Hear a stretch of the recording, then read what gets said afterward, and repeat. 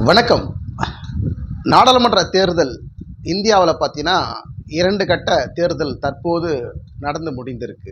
முதல் கட்டமாக தமிழகத்திலையும், 2ஆம் கட்டமாக கர்நாடகா, கேரளா உள்ளிட்ட தொகுதிகளில், மாநிலங்களில் தேர்தல் நடந்து முடிந்திருக்கு. இப்போ தற்போது வரைக்கும் 2 கட்டங்களாக நடந்து முடிந்திருக்கு. தொடர்ந்து அடுத்த கட்டங்கள் மற்ற மாநிலங்களில் நடக்க இருக்கிறது. மீண்டும் இந்தியாவில் பிரதமராக மோடி 3வது முறையாக வருவார் அப்படிங்கிற ஒரு அலை பரவலாக பேசுகிறாங்க. இது எந்த அளவுக்கு உண்மை?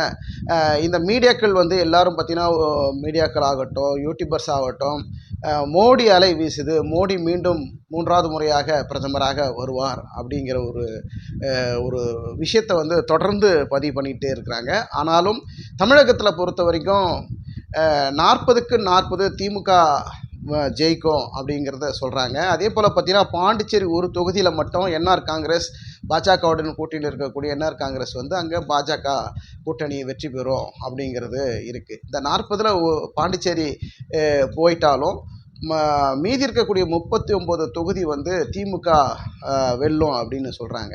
அப்போது திமுக 39 இடங்களை வென்றுவிட்டால் ஒருவேளை தமிழக முதலமைச்சர் மு க ஸ்டாலின் அவர்கள் பிரதமராக வருவதற்கு வாய்ப்புகள் இருக்குமா அப்படிங்கிற ஒரு அலையும் தற்போது வீசுது. இது சாத்தியமா?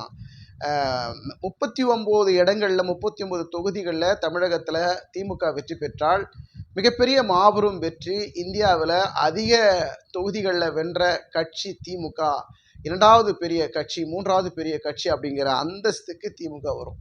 அப்போது பிரதமர் ஆவதற்கு மு க ஸ்டாலின் அவர்கள் தயாராக இருக்கிறாரா? அந்த பொறுப்பை ஏற்பதற்கு அவர் தயாராக இருக்கிறாரா அப்படிங்கிற ஒரு எதிர்பார்ப்பும் ஒரு கேள்வியும் தற்போது எழுந்திருக்கிறது. ஒரு பிம்பம், ஒரு மாயை, ஒரு அலை, மீண்டும் மோடி தான் வரப்போகிறாரு அப்படின்ற ஒரு அலை வீசிக்கொண்டிருக்கிறது. இது எந்த அளவுக்கு சாத்தியம்? ஏன்னா 300 350 இடங்களுக்கு மேலே பாஜக இடம் பிடிக்கும், வெற்றி பெறும் அப்படின்னு கருத்து கணிப்பில் சொல்கிறாங்க.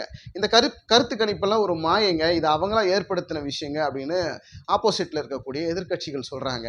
இதெல்லாம் பார்த்திங்கன்னா, தேர்தல் முடிவு ஜூன் 4ஆம் தேதி தான் நமக்கு வெட்ட வெளிச்சமாக தெளிவாக புரியும்.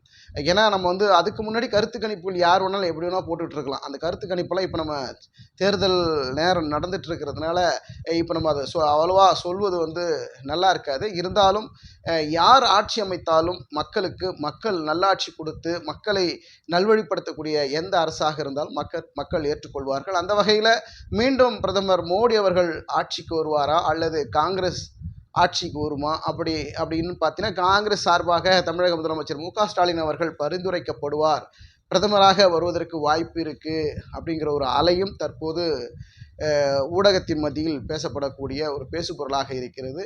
பொறுத்திருந்து பார்க்கலாம்.